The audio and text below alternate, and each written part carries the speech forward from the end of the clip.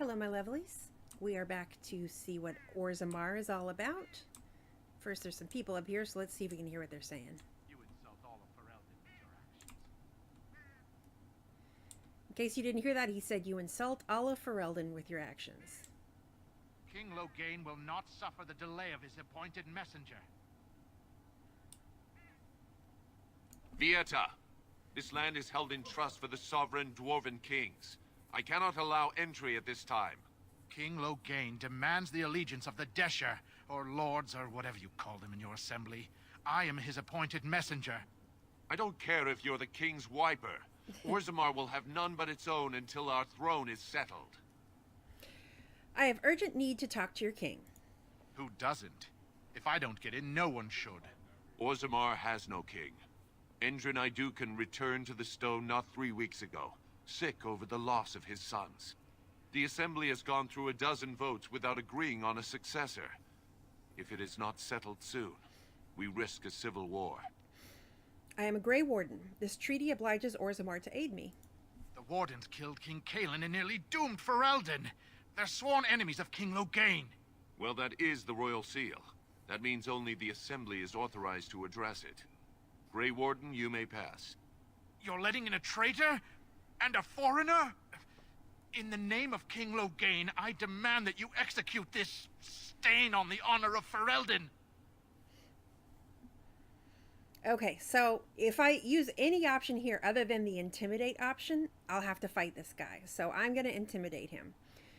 Run to your false king. The dwarfs will not hear him today. You'll hear of this. King Loghain will see you quartered. You are free to enter Orzammar, Grey Warden.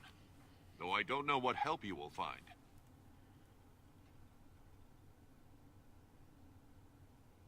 So this is going to be our first brush with one of the origin stories that I haven't played this run. Well, really two of them. So there's two origins in the Dwarven Kingdoms. One is the Dwarf Noble and one is the Dwarf Casteless. And we get a little bit of each of their stories by coming to Orzammar. So you heard the Doorgate guy say that King Endrin has died, partly in grief of the death of his sons. So if I had played a Dwarven Noble, and I would have played her as a woman, not as a man, but if I'd played a Dwarven Noble, then the end of my origin story would have been to be cast out and left for dead, essentially. And so King Endrin would have been my father, who would have died in grief over my death. The dwarf Castless, I think you get caught up with a gang leader or something like that, and you get tossed in a cell, and then Duncan takes you out of there. But you will see the cell in which that origin story is in. So the conceit of Dragon Age is that essentially all the origin stories happen. But whichever one you play, that's the one that Duncan went to and allowed to survive. Everybody else dies. So a little bit morbid, but you do at least get a brush with those origin stories. Those statues are dwarven paragons, if I remember right. The best of their ancestors. Now that's a thing of beauty, daughter. If you work hard like Branka, all Orzammar will know your name. Mother, I don't want to be like her. Don't say that! Not to me, not to anyone. Now get back to the forge. I want to see more details. Yes, Mother. So this is kind of a funny mishearing of mine. I just read her dialogue for the first time as well as listening to it, the older woman, where she says, if you worked hard like Branka.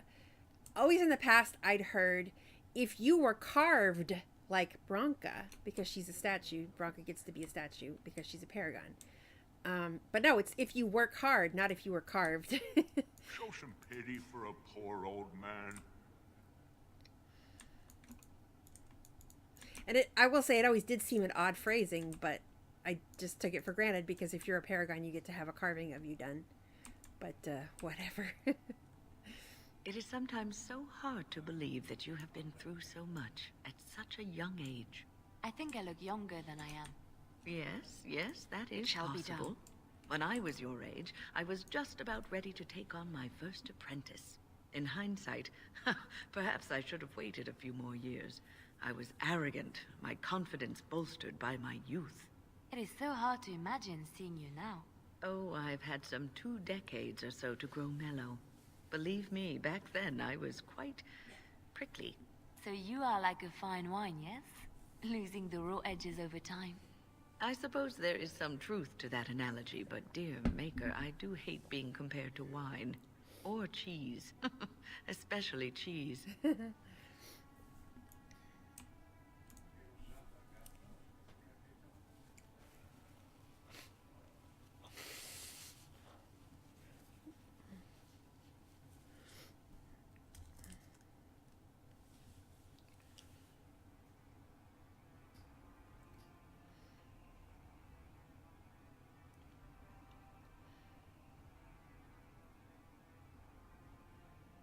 It is the Assembly who makes a king, and a king who nominates his successor. None of it is carried in the blood.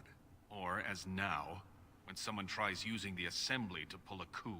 Who's to say what my father said in his final hours, when the usurper Harrowmont was the only one by his side? I'll have you thrown in prison. You've bitten off more than you can chew. Handlers, separate these dashers in the Diamond Quarter. I will not have Balin incite a riot. You'll not speak that way about the man who should be king!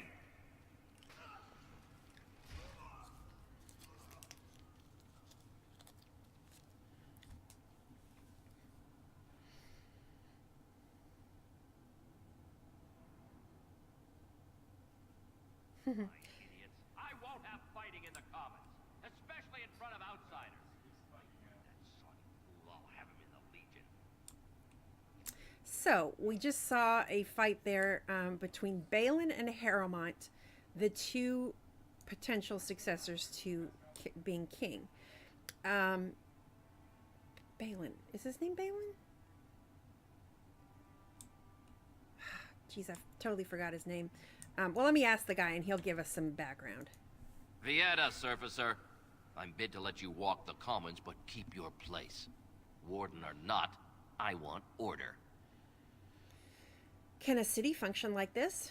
See, that's why I don't want you surfacers seeing our worst. You'll think that's all we are. The market is thin, but busy, and the tavern never closes. Bad blood is usually kept to the proving. Should toss Balin and Harrowmont in there, sort this all out in a hurry. Balin. His name is Balin. Okay, so what I was saying before is that Balin, if I had played a dwarf noble, Balin would have been my younger brother and the one responsible for getting me exiled. He is not a good guy, but, well, not a good guy, but he might be the most progressive leader. So it's a really hard choice. Harrowmont is a good guy, but he's probably, if he gets to be king, he will run Orzammar into the ground. He will get them all killed, essentially. So I always go with Balin, but it always leaves a bad taste in my mouth. So let's see. The Blight is coming, and I need Orzammar's assistance. Surface problems. Well, we have no king to hear you. You can join the shouting at the Assembly in the Diamond Quarter if you want. Bunch of Desher lords bickering over sand. Balin, Harrowmont. Is one so different? No paragons here. Sounds like Balin and Harrowmont are the ones to talk to. They've caged themselves for fear of each other. As you've seen, keeping order down among us working people is dodgy. No place for a proper lord.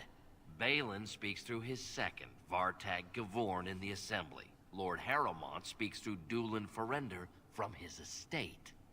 I should get going. Yes, you should. All right, so there's a conversation. Wow. So this is Orzammar. It's huge. I wonder how they got the carvings up there.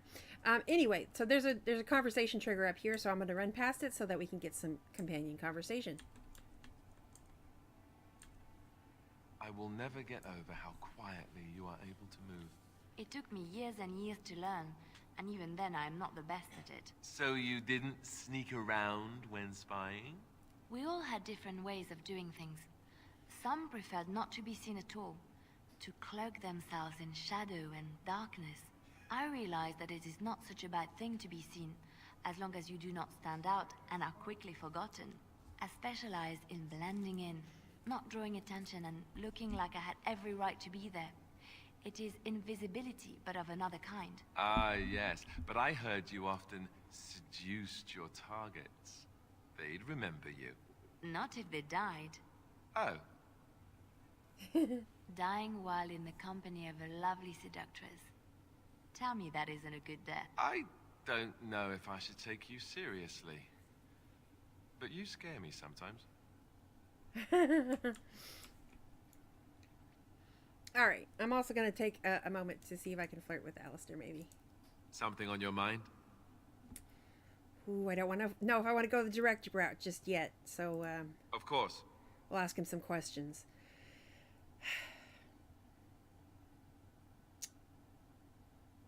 What was it like to be a Grey Warden with all the others? I didn't know them for very long.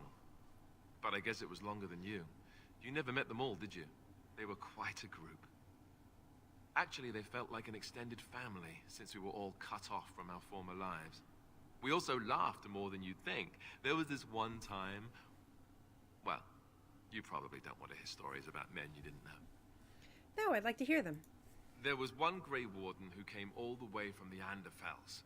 What was his name? It was Gregor... He was a burly man with the biggest, fuzziest beard you've ever seen. And the man could drink. He drank all the time, but he never got drunk. Finally, we all made a pool to see just how many pints it would take to put him under the table.